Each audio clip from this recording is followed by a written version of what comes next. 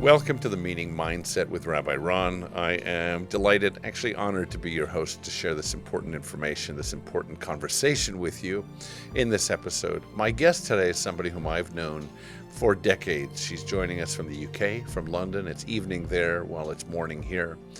Technology bridges the gap. We get to meet each other and have an important, and I have to say in advance, challenging conversation. Challenging because it's centered on her experience that she encapsulated in an important book called Love, Untethered: How to Live When Your Child Dies. Her second book is Supporting Your Grieving Client, a guide for wellness practitioners. So I'll tell you in advance that this conversation will be about death and loss and grief and the afterlife and beliefs and practices and experiences around all of that. It also touches on suicide, though that's not directly relevant, but it's something that's going to be brought up in this episode. So take that in advance as advisement, but what I hope is that you're able, if you are, to still stay with us in this conversation. We have others in this society, and I think in this case, we're trying our best to learn who they are and learn more about them, become a more empathetic society of humans. There is an other in this society that is essentially invisible to most of us, and that is mourners, grievers, and I think particularly this relatively small and unique group. We'll talk about the uniqueness of people who have mourned the loss, the death of their children. So stay with us. It's the Meaning Mindset.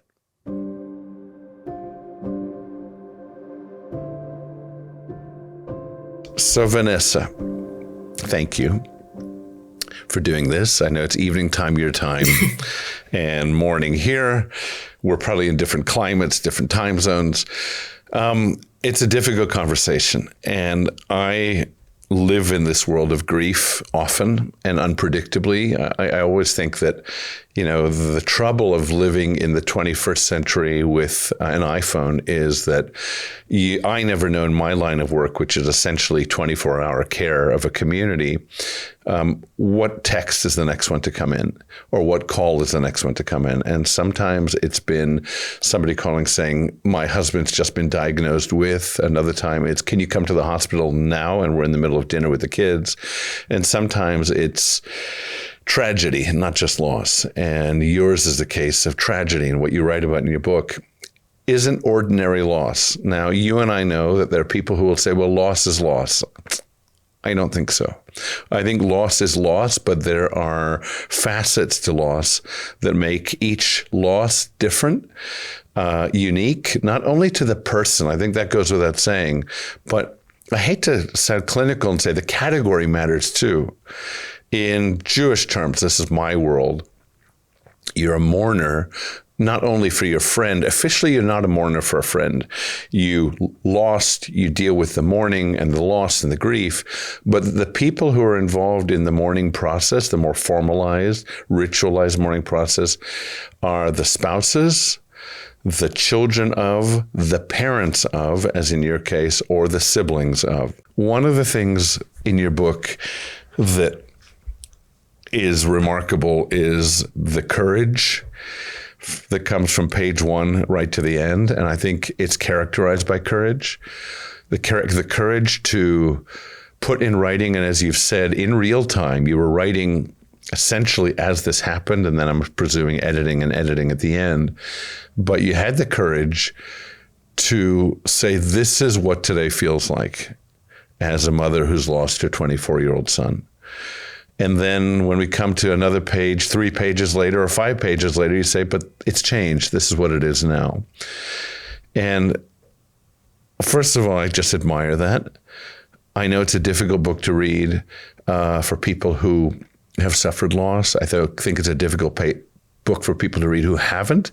But I think we have certain social obligations. And empathy requires us to say, I'm willing to get uncomfortable for another person. Mm-hmm. And I think reading this book, engaging in conversation is, I'll say, in the best sense, an act of human generosity.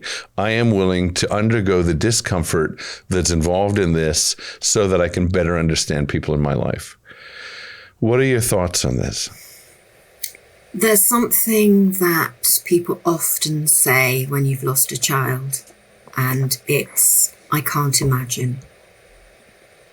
And I think this is one of the most infuriating things that you can hear, because you can imagine, but you don't want to imagine, and you don't have to imagine.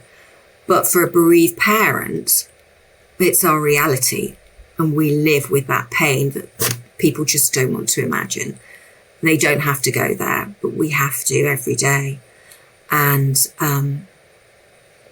it's every parent's worst nightmare to lose a child.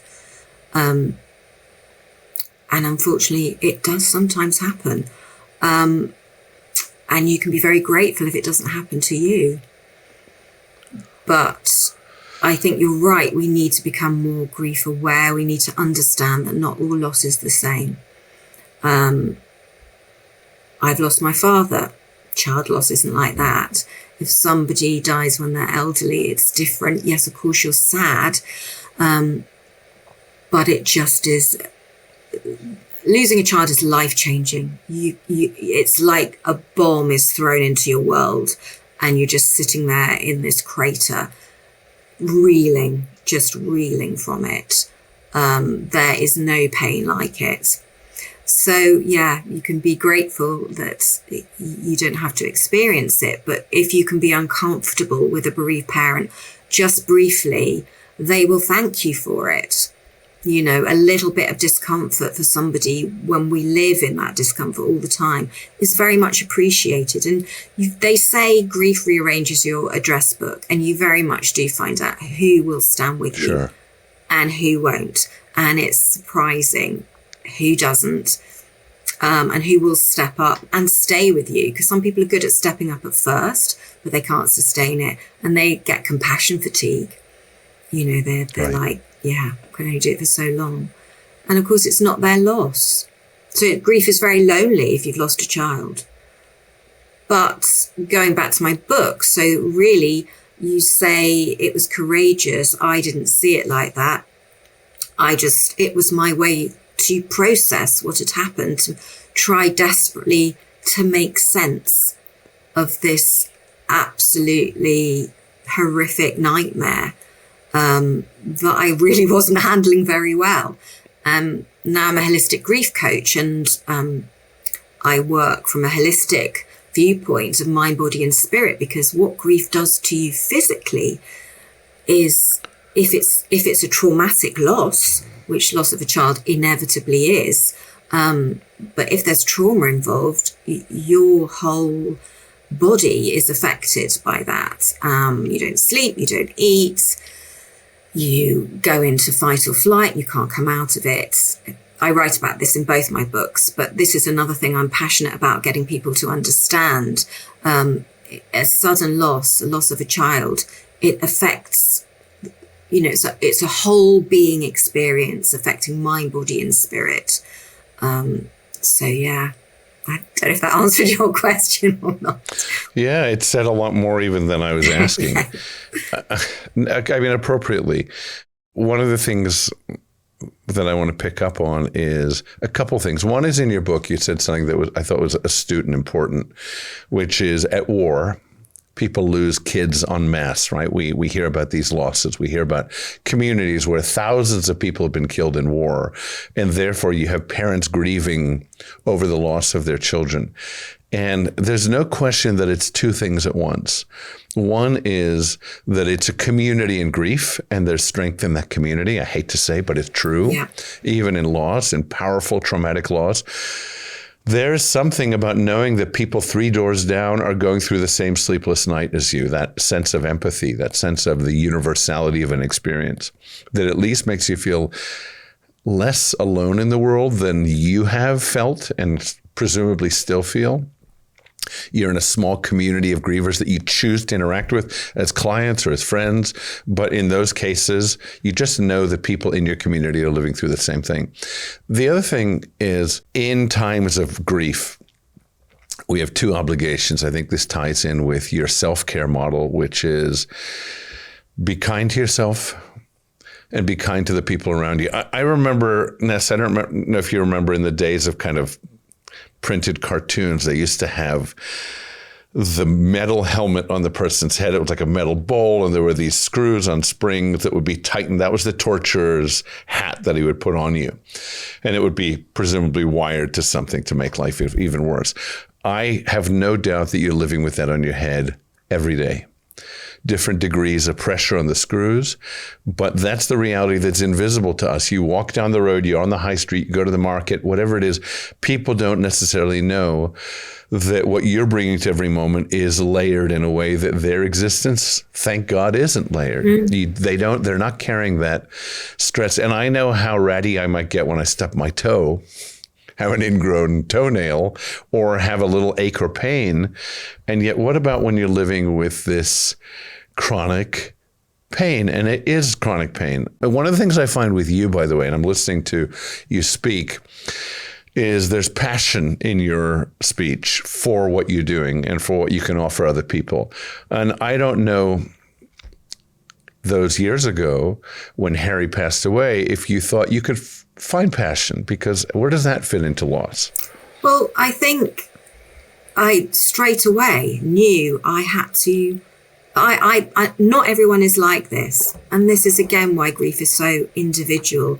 I knew I had to do something with it to survive. So writing was one way of doing it. I couldn't find, I'm sure in the States, they're probably a bit of a higher standard, but I couldn't find a good therapist. So writing was my therapy. And because, as you know, I was working as a nutritional therapist and a well-being coach, and I just thought, I can't do that again. And I knew I'd have to earn a living eventually, although I didn't work for a year because I was too traumatized. So part of my way, I wouldn't call myself resilient. I don't like the word resilience anymore. But at the time, I thought I was showing resilience by finding meaning and purpose in life, because I think there are two things that have got me through this. And I don't ever want to give the impression that, oh, she's all right now, because all grievers put on a mask. So I put on a mask every day so that I can function. But I knew that the two ways through really were to help others, because, as you know, I wrote in the book about post-traumatic growth. So I have PTSD, but I also was striving for post-traumatic growth, finding ways to grow out of this. Now, I think we have to be careful with this because of toxic positivity, spiritual bypassing, two things which I am quite passionate about. But, if you can do both, if you can grieve and go, this is not okay, this will never be okay. But what am I going to do? Because I'm here on the earth, I've got a number of years, who knows how many, what am I going to do? So I've used it. I've used my terrible, terrible experience and what's happened to me since then as well to help people through my book, but also through the work I'm now doing. And there is a need for it, because a lot of the people that come to me, they want to work with someone who gets it. They want to go, you understand, you really do understand. Whereas going to a therapist, sometimes you get a sense that they don't. And when I trained with David Kessler, David Kessler, the grief expert. Sure. So I did his grief educator course, and there were a huge number of, obviously there were a few Brits, but not many of us, but there were so many therapists who just didn't feel that grief was really covered well enough in their training. And to their credit, they were there learning from David so that when they had a bereaved mother or somebody who'd suffered a terrible loss, they'd be better equipped. So I think there's a lack of real, support out there. So I feel like I'm filling a gap because I'm supporting people and I know what it feels like personally. Not that I sit there and talk about my own loss, but, if I've got a bereaved mother in front of me, they're like, oh, she gets it. So, she'll know. And I do. I think with that knowledge, they could sit and say nothing and be comforted by the experience with you. Yeah. Right. I don't know that you need to exchange words. Honestly, I think just sitting in the presence of somebody who understands you on a level that nobody else in the world seems to and probably doesn't is already a kind of comfort that we can drop our shoulders and say, okay, this person, whatever I am, is acceptable because they understand me and they understand even this moment in my journey as a human being and the thoughts that race through my mind at night and in the day. There's that interesting study. Sorry, go ahead. No, I was just going to say, and that takes me back because I was going to pick up on it. I forgot. But what you were saying about in war and in the book, obviously, because I'm British, everywhere we go, there are war memorials for the First and Second World War. And particularly in the First World War, all those young men of around Harry's age would go off to war and they wouldn't come back. And you'll go into a British church and you'll see, 3 members of the same family. And so you'd like to think, although who knows, that those mothers in their terrible loss would have other people in their community, like you were saying, who, yes, it'd still be awful. You've still lost a child. But one, there's a slight anticipation that the worst could happen, although it is. And then knowing that so-and-so down the road, they've also lost a child, and so have they in the next road. But we don't have that in our society, thank God. But so there is a lack of. I mean, my first thought was like, I don't know anyone like me. I did know one person actually, but it's quite unusual. But you find your tribe. Well, I have anyway, and I've created a tribe as well. Right. And I feel like you're very intentional, and that served you. Yeah.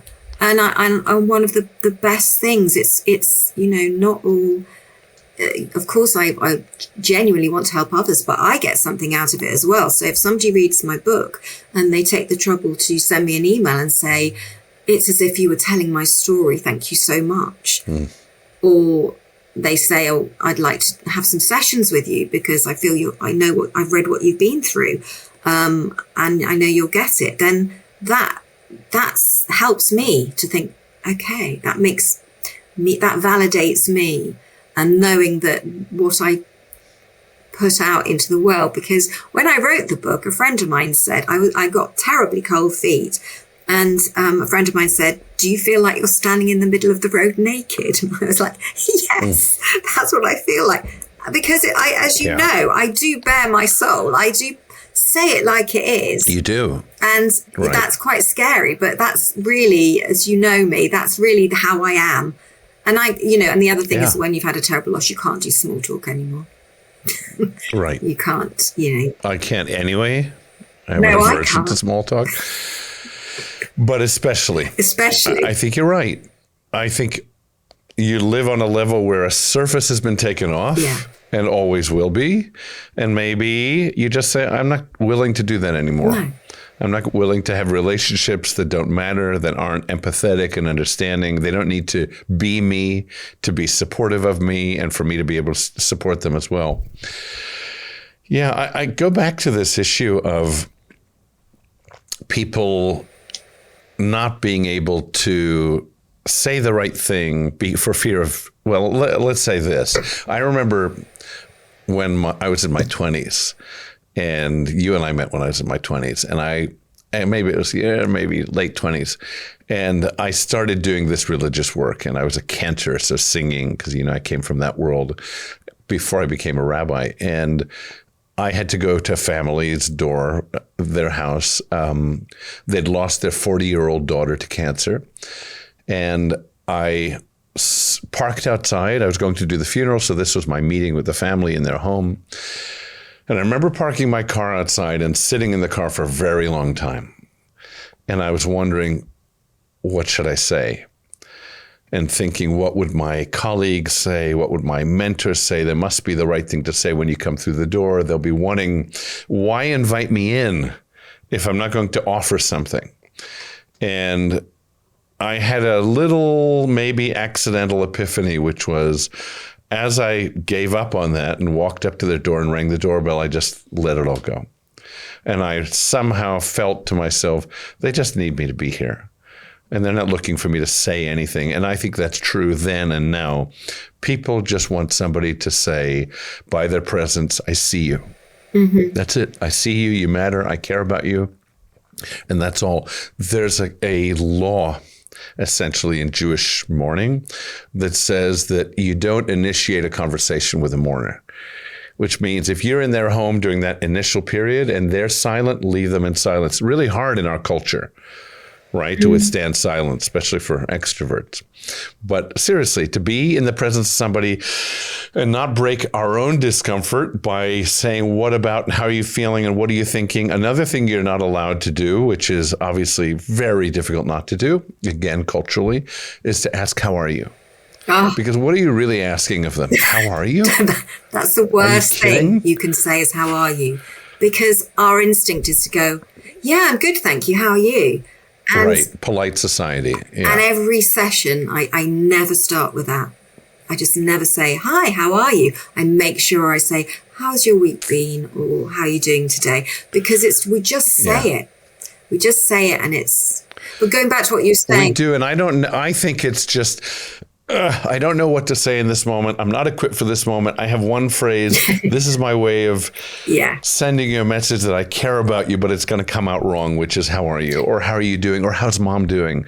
Or how's your family doing? All this stuff. We're either asking the person to lie and say, fine, better, BS. How can they be? Or that was 5 minutes ago. What about now, actually? Because it's changed. The second thing we might be asking is for them to pour their hearts out in the market. And do we really want that? Mm-hmm. Expecting that? And maybe the third thing is for them to brush us off because they're so affronted by the question. So I think the best response when somebody says, how are you? And I think about this a lot with people who are mourning, is a smile, a pat on the shoulder, a hug, something that says, this isn't the moment for me to answer that question. Mm-hmm. We don't need to fill the space. Yeah. Meet someone where they are. I think it's David Kessler says that, but we have a temptation in society to want to fix people, make people, we don't want to see them sad. We want them to feel better. So our default is to try and fix someone or, but we have to just meet them where they are. And as you say, and just sit with them, not kind of go to trying to, say something.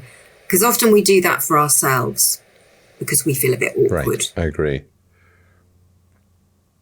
I think. Yeah, if I was to ask you, and this is an imposition, that's so you can decide if you want to answer it or not. God. But how long has it been since Harry passed away? 5 years. 5 years. So if I'm to ask you at this point in your life today, what does it mean to meet you where you are? What would you say? Ooh, in what respect, though, do you mean? Because it would depend. With people I know, I don't pretend. I can't pretend. So I will talk about how I feel and what it's like. But if I'm, in the supermarket, then I'm just going to kind of go, oh, hi, how are you? And do small talk to a point. But with people I know, right. I'm meeting me where I am now. Yeah, I like to, because I'm an advocate for raising awareness around grief. I like people to know, it's not better, hasn't gone away, time hasn't healed. Yeah, I'm functioning, I'm doing something in the world, but time has not healed.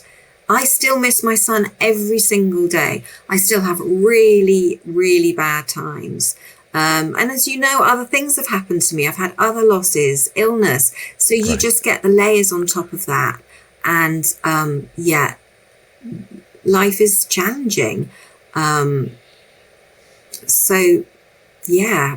quite difficult to answer. I didn't really answer it, but you answered it perfectly to me. And one of the things that you brought to light is the fact that it's not like I think of my son every day. that makes it sound like occasional points in the day rather than a constant part of your being. Well, that's the other thing. When people say if they've lost, not a child, they might go, not a day goes by when I don't think of them. And a bereaved parent would go, sorry, not a second goes by. Right. Not a second. It permeates my soul. But, you know, as you know, I do have a spiritual belief that I'm still connected to him and that souls can't die. And so that is part of what sustains me as well, you know. But I feel, you know, on a soul level, I feel connected to him, and that's never going to change. I gave birth to him. He's my child. He still is. And I have to live with it. But what I will say about grief, I wouldn't say it necessarily gets easier, but it changes. You get used to it. But one of the first things people want to know when I'm working with them, they go, how long will this last? How long will I feel like this? And it's very difficult to answer. People probably say it to you as well. Well, when's this going? When will grief end? When will I stop feeling like this? And if it's the loss of a child or a partner or multiple losses, you're gonna. It's a difficult one, you know.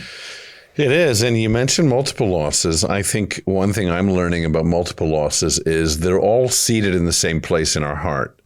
And when I think what sometimes we feel uncomfortable or maybe uncomfortable, embarrassed by, confused by, is they come out at different times in a way that it doesn't seem to make sense to us. In other words, I might be officiating at the funeral for the 90-year-old grandfather, and the family, the son, let's say, is also having these thoughts and memories of another relative, because somehow it's as if this wound that is loss is opened up, and we're feeling and dealing with and remembering and struggling with all of our losses. They're compounded.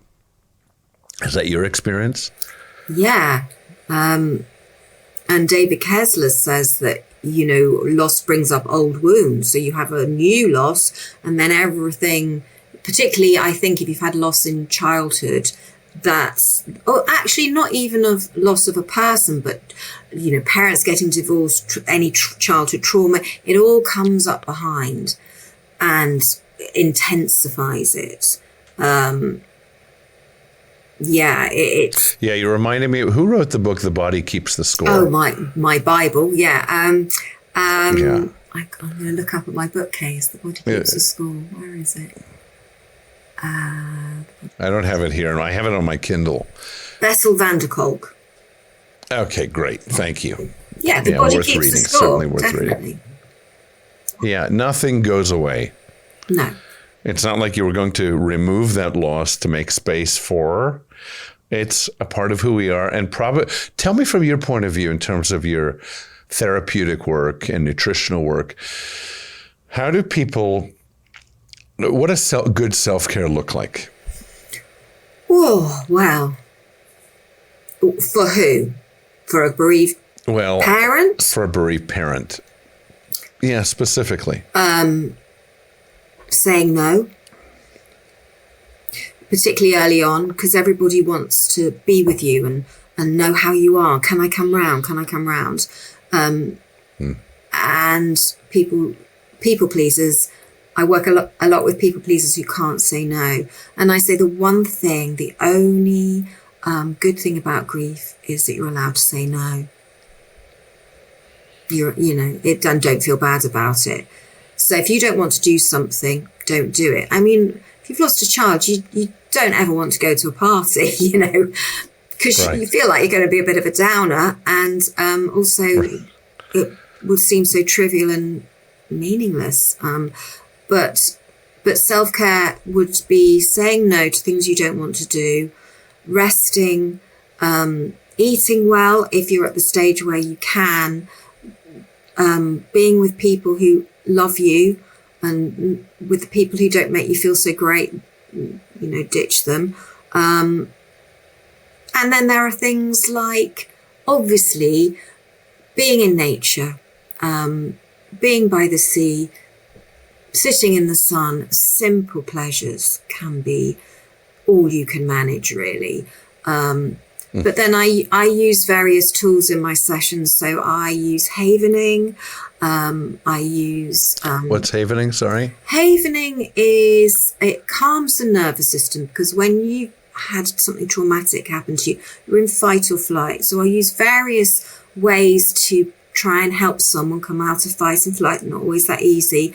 So I use it with supplements, diet, but particularly certain herbs and supplements with nutritional therapy. But breathing techniques, havening is basically this. And you can say it with statements. So you go, I'm safe, I'm here, this is now, or that kind of statement, which is, so you're sort of self-soothing, but doing this action, you can do it with your hands, you can do it with your face. It's soothing the nervous system, because you're in sympathetic dominance.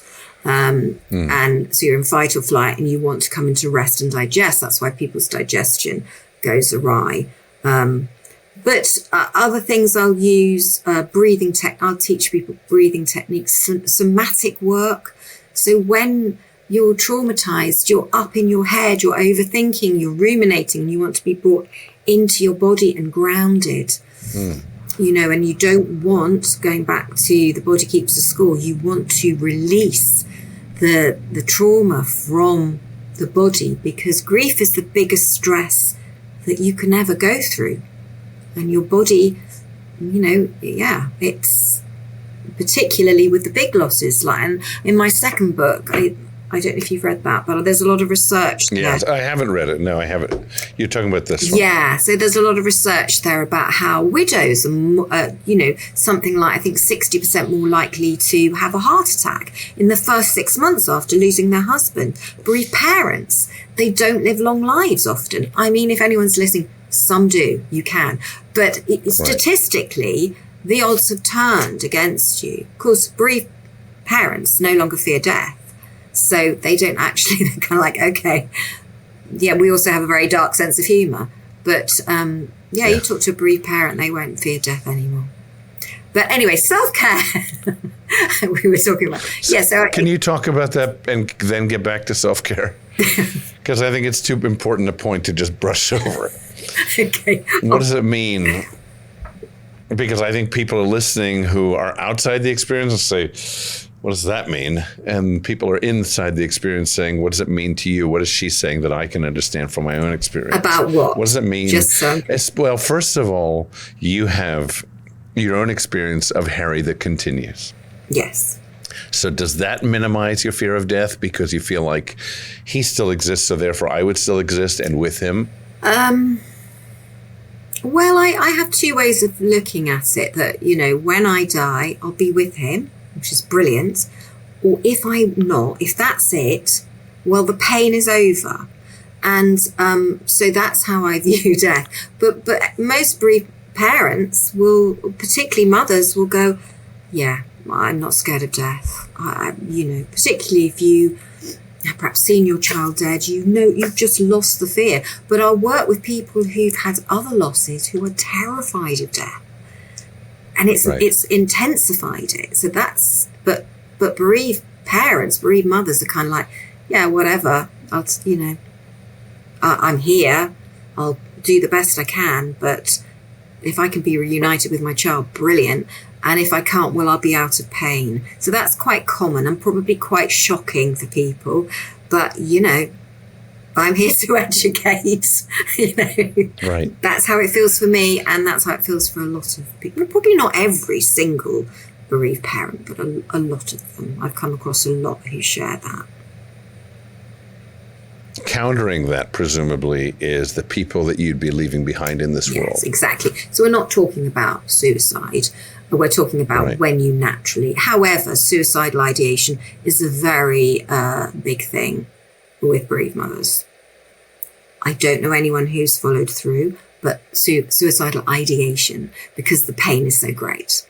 What about dads? What's your experience that might be unique, positively, negatively, it doesn't matter, but different for dads who have lost a child?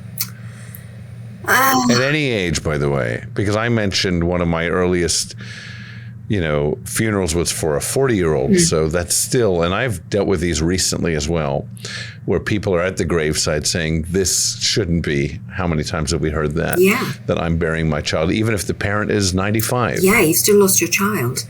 It's out of order. It's the wrong way around. I think dads do it differently.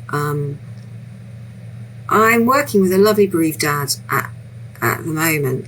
And initially, the sessions were quite hard going because he wouldn't really open up, and his wife had suggested that he came to me.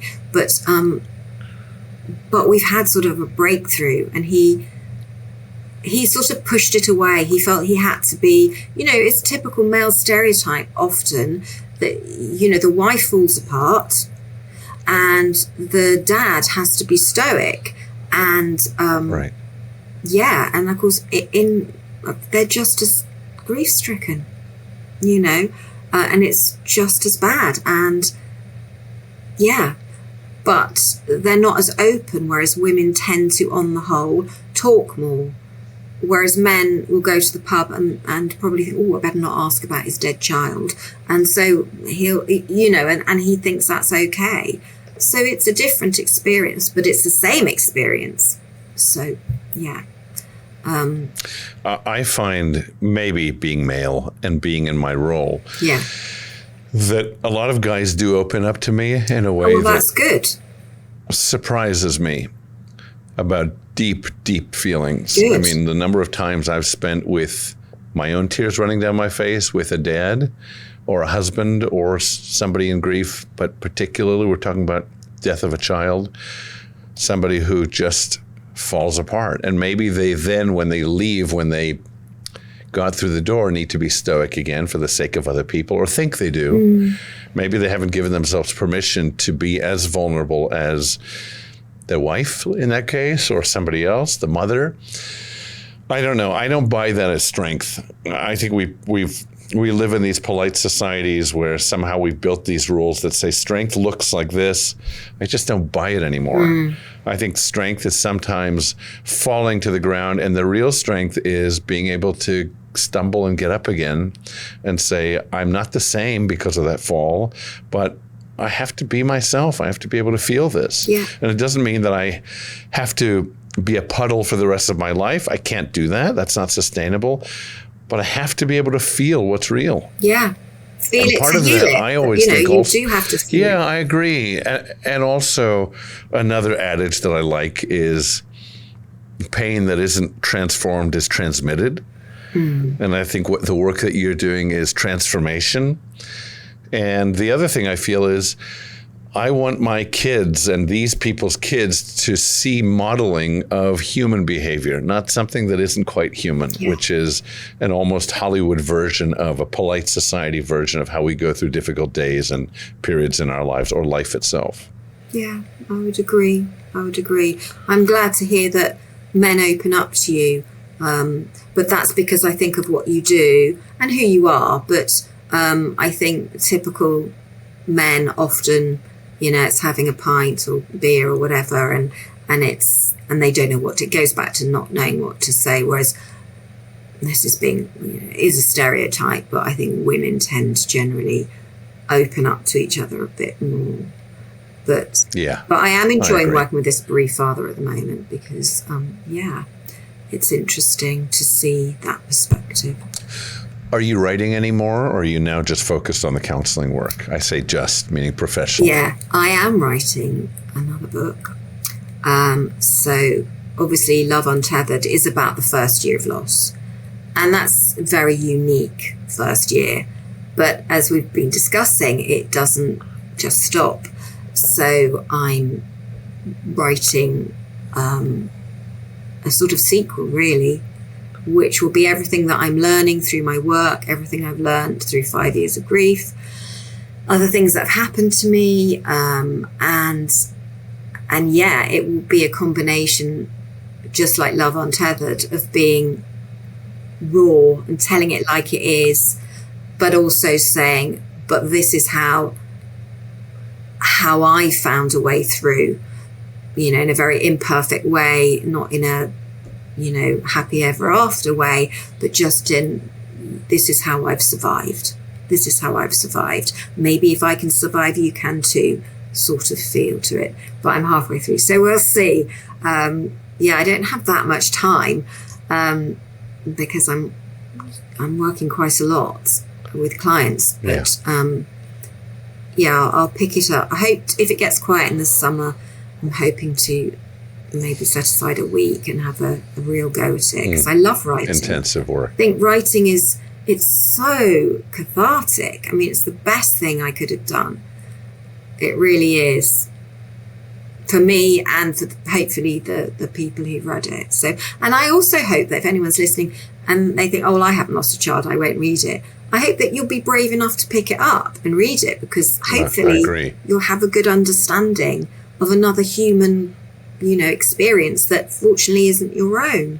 But even actually other people who've lost a bereaved sibling said to me the other day, I'm working with, she said, I related to it so much. And it was quite interesting to hear, because I thought, oh, well, really only bereaved parents will get it. And she was going, no, and bereaved siblings, that's another whole area, because they have to see their parents fall apart. They see their family fall apart. They see their place, if they've been, the eldest child, or their position shifts. Maybe they're an only child. It's really difficult. Their whole world has also been turned upside down. And and they've seen their parents in a whole new light. And that's no fun.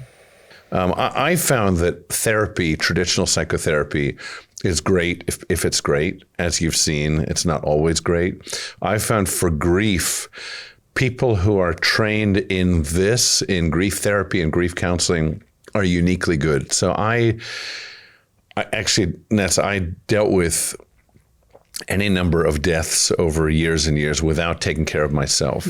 I thought taking care of myself meant exercising and eating well, but that's a piece of the puzzle, not all of it. And I remember dealing with a 19-year-old who had killed himself at home.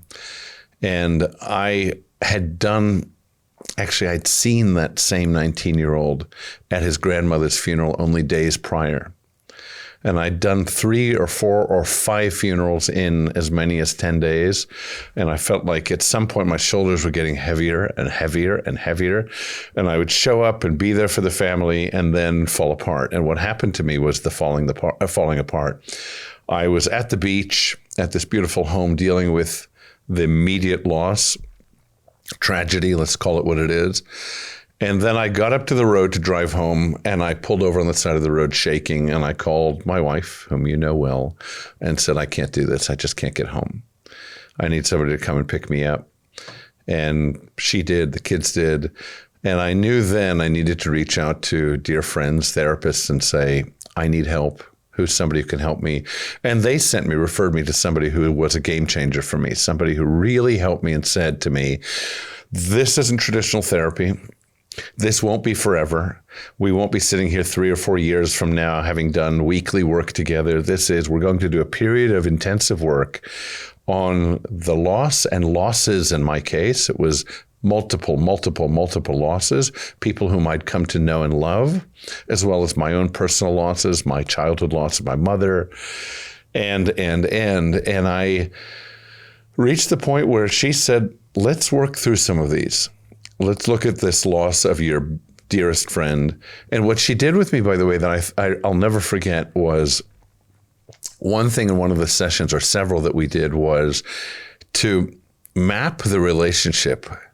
And it was almost like an EKG, up and down, talking about the highs and the lows of the relationship, and then defining those moments. What was that lower when below the line, and what was the high? Well, that was when he and I had this experience, and it really helped me to process the relationship.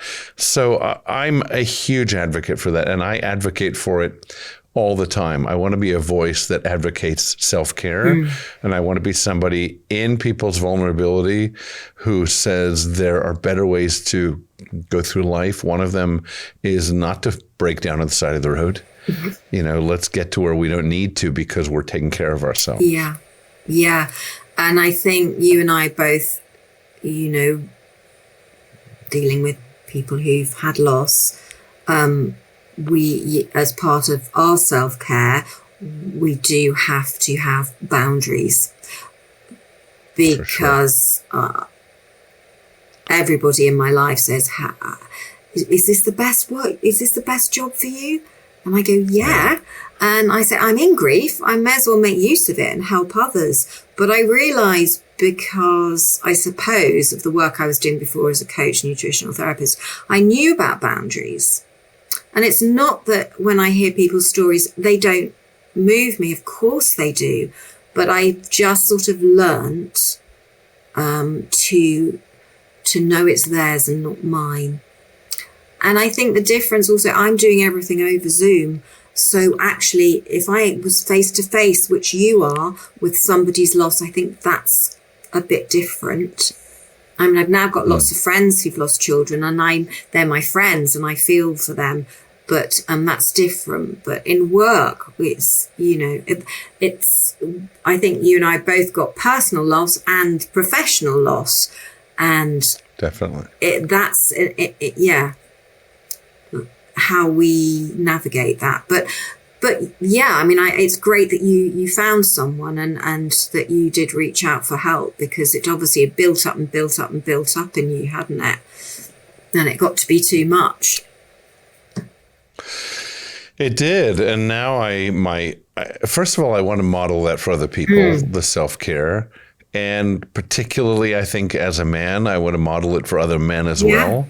That there's not only not shame, but I think there's so much to be said for doing this kind of work and being vulnerable and accepting our vulnerability and seeing that as prized as much as any other part of who we are, ultimately one of our strengths. Definitely. And showing our kids that we'll do that kind of work and be willing to. It's important. I want to ask you about the afterlife. Everybody has their notions. Some people say there's nothing, the light goes out, I'm done. There are religious traditions and beliefs. I can tell you mine have been shaped not only by religion, meaning traditional text. By the way, there's one text that always moves me from the Torah, from the Hebrew Bible, when it talks about a person dying. And I think about the economy of words in great literature. This is certainly great literature. And in the Torah, in the Bible, it says, he died and was gathered to his kin. Now that to me is unnecessary unless it's necessary. You could have just said he died. Yeah. So if you're saying, you author of this text, sacred text, he died and there's more to it, then I want to understand, at least comprehend that there's something more than just death itself as we know it from this side. What's your experience? I know you've had multiple experiences. By the way, and I also want to ask you another question. What do you say to the grieving parent who says, how come it's not happening to me? Because I often hear that. How come my kid doesn't reach out to me? How come I'm not seeing these signs or getting these indications that he's still with me? Well, then I go quite practical with that, because there's something called the continuing bonds theory, which, rather than the 5 stages of loss, of grief, which frankly, are a bit of a hindrance and very controversial now. But there's another grief model, which is continuing bonds theory, which is you continue your bond. Death ends a life, physical life, but doesn't end the relationship you have. So if somebody's going, I've asked for signs, I don't know if I believe that my son's still around or whatever, I go, well, just connect with him where, what was his favourite football team, or what was his music, or is there a series on Netflix he used to watch? You can connect with him like that. So you can do that on a non-spiritual level. But I never push it, but the amount of people who want to talk about it is really interesting. And I think the statistic is 75% of bereaved parents believe there's an afterlife. But I think actually it's 70% of the population anyway believe in an afterlife. It's quite high. I knew when I saw Harry's body, I thought, he's not there, so I'm going to have to find him. where he is now. And I just thought, I was just determined that I was going to connect with him. And I was sort of on a quest to do that. And I looked for signs. I spoke to him. He came to me in dreams. You know, there are visitation dreams, which are very vivid, not like normal dreams. They're very rare. You don't have them very often. I talk about them in the book. I went to mediums. Controversial. I'm not even going to suggest that to people unless you go to a really, really good one, because obviously there are some who aren't so good. So you have to be careful. Right. But if you get a good medium, they'll say things to you which you'll think, that you wouldn't have known that. And that's been my experience. But I certainly know it's a very individual choice, and I never suggest people go to mediums unless they choose to. But, you know, meditation, you can connect to them in meditation. But yeah, I just kind of, as I say, I don't know anything for sure. Obviously, who does? But Right. if I'm wrong, I'm wrong. And that's that. But what I do know is, for myself and for other bereaved parents, having this belief gets us through and helps us to survive. So I genuinely have my beliefs. I'm not, you know, I really do believe them. But if I was wrong, well, let me have it, because it's helping me and any number of other bereaved parents. So, you know, but not everyone I work with has spiritual belief. There's also a statistic which is, I think it was a study in the British Medical Journal which said those who have a spiritual belief, and I think that can be whether it's about the afterlife or whether it's a religious belief, do better in their grief. So having a, you know, connection to God in some way or whatever, it is helps you in grief. But I just feel Harry around me. I talk to him. It's just what I believe in. It comforts me. And yeah, it's not everything. I'd rather have him back here physically. What do you think of the idea that some people are waiting for it to happen to them, that spiritual encounter that will give them a belief in God, in the afterlife, and this thing? Why doesn't it happen to me in general, separate from grief, which is nothing's proven itself to me. I haven't had this lightning bolt experience. Nobody's spoken to me. I think that's one approach, and some people might be fortunate that they have those experiences, what happens to them.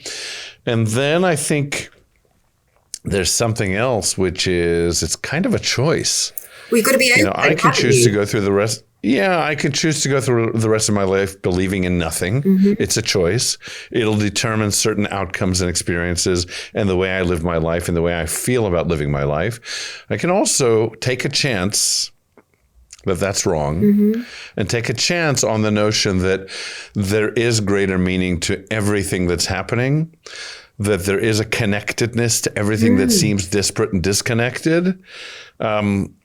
You know, it's up to me. And then I can follow that belief and feed that belief and be driven by that belief. And in grief or in life in general, I think that's powerful. And some of it, I think we sometimes think it has to happen to me. I think it's sometimes a choice, and maybe in grief as well. I think you're right. Again, it depends. As you know, your wife, Bron, and I, in our 20s, we were very spiritually curious. So we were very young, but we were both on that same kind of path of seeking, of trying to understand why we're here, what it's all about. And we both explored that. But then I think we both had kids. Well, I won't speak for, obviously she met you.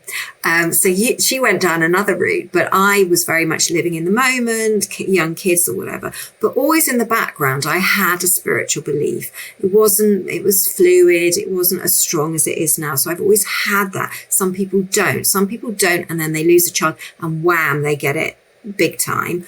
But some people don't. And mine was there to be reawakened, is what I would say about, what I believe. But I've explained, the one thing, as well as writing, the thing that I did in early grief, I read so many books to try and make sense of what had happened and why it had happened. And so once I'd read all the grief books, I went on to spirituality.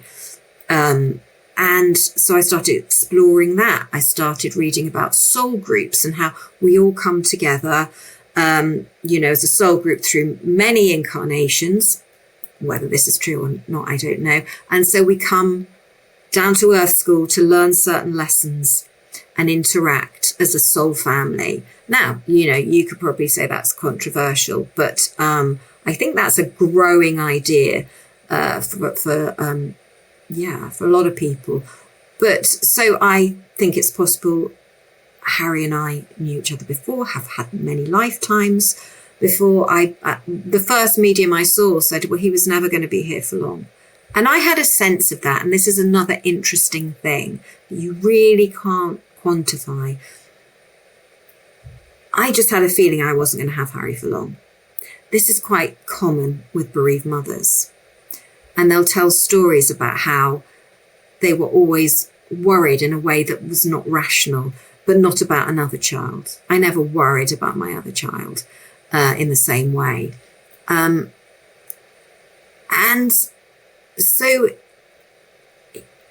if he wasn't meant to be here for long, then that was for his soul growth, but also for mine and the rest of the family to go on to accelerate our learning and our understanding, possibly. This is how I make sense of it. I'm not for a minute suggesting anyone else has to have this belief, or I'm not imposing it. This is just how I make sense of it.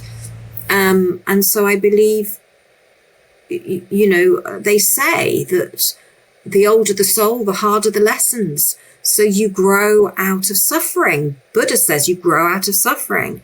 We don't want to suffer, but we do, and we grow from it and we learn from it.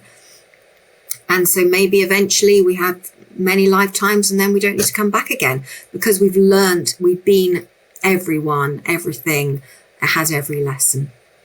So that's one possibility.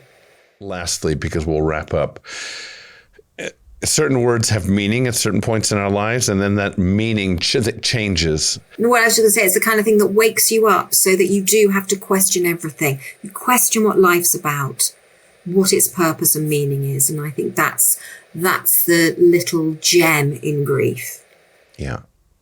Do you take clients who are overseas in different time zones?